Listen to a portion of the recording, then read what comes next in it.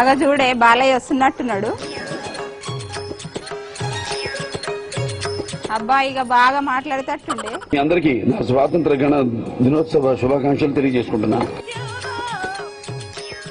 ఏమన్నావయ్యా మళ్ళొకసారి చెప్పు. మనం సర్వతంత్ర స్వతంత్ర. అయ్యా వచ్చిన స్వాతంత్రాన్ని కూని చెయ్యకు నాయనా, వేరే మ్యాటర్లకు. మన భారతదేశం ఒక గొప్పతనం ఏంటంటే రామ అది కూడా నీ నోటి నుంచేనా?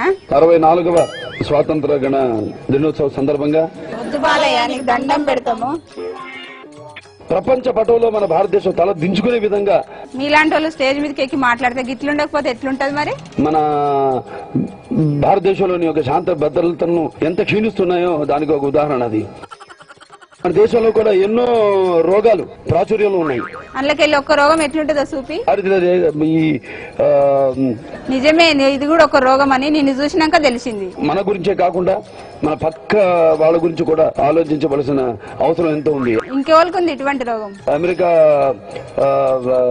ప్రధాన ఏంది నాయనా? అమెరికా